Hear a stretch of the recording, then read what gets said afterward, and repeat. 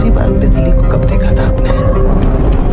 मैं ये भूत भूत को नहीं मानता। जिस चीज को देखा ही नहीं उससे क्या करना। मेरी बात मानो, हम बहुत गलत कर रहे हैं। क्या यहाँ पे अचानक कोई मर गया था? हो सकता है। उस कमरे में किसी का भी जाना खतरे से खाली नहीं।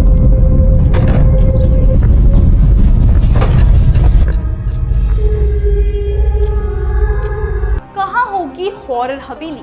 कार्तिक को किस पर था शक? कैसे किया कार्तिक ने भूत का सामना? तो hello guys, welcome back to your favourite YouTube channel Bollygrad studios और मैं हूँ आपकी दोस्त और होस्ट प्रगति सिन्हा। दोस्तों, कार्तिक आर्यन और कियारा आडवाणी स्टारर फिल्म भूल भुलैया 2 ब्लॉकबस्टर हिट साबित हुई। फिल्म ने 171 करोड़ से ज्यादा का बिजनेस कर लिया है। लगातार हफ्तों से अनीस बज्मी के निर्देशन में बनी यह फिल्म थिएटर्स में कब्जा जमाए हुए है। जाहिर तौर पर पार्ट 2 को बम्पर रिस्पॉन्स मिल रहा है, लेकिन क्या फिल्म का तीसरा पार्ट आएगा?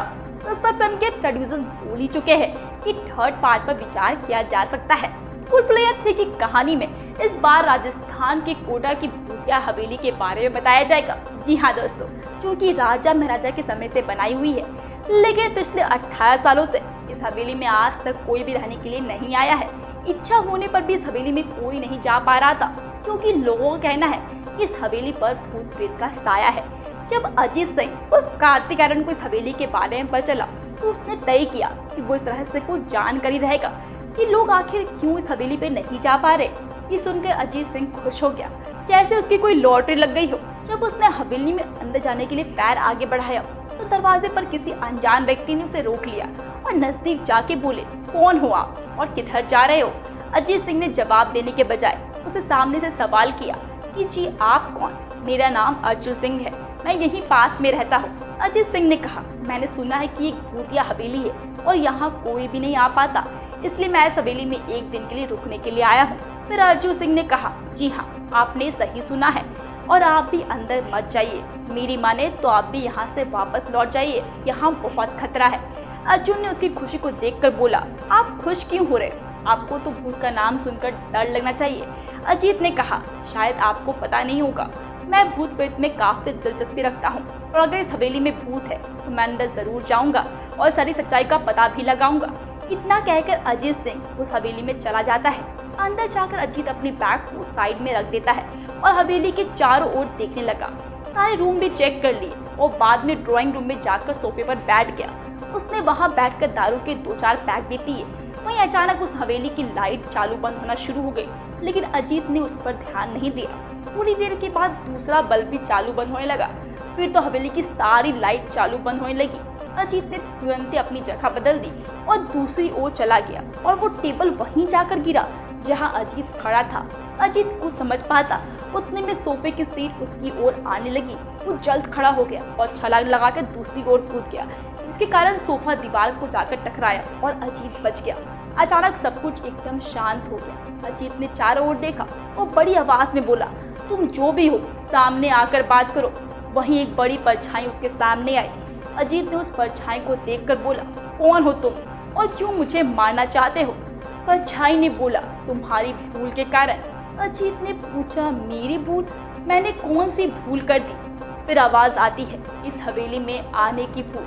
मैं किसी को भी इस हवेली में खुश नहीं रहने दे सकता। अजीत ने पूछा, लेकिन क्यों?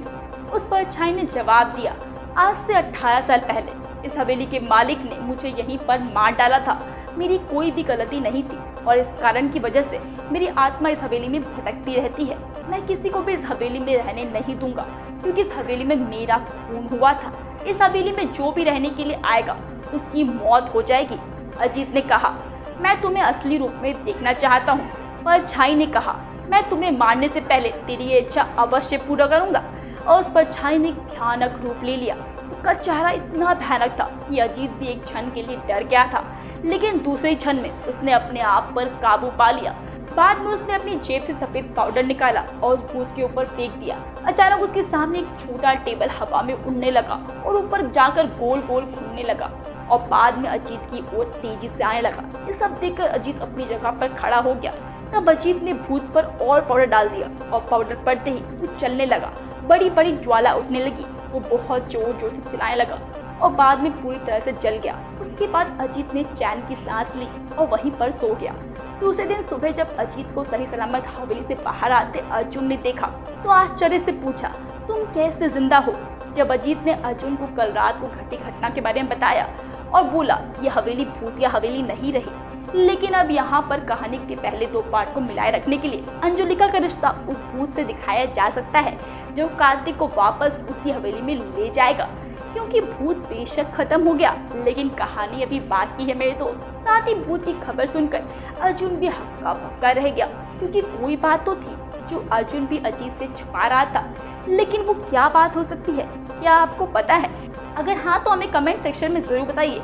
हम फिर मिलेंगे एक नई वीडियो के साथ, तब तक के लिए खुश रहिए, सेफ रहिए।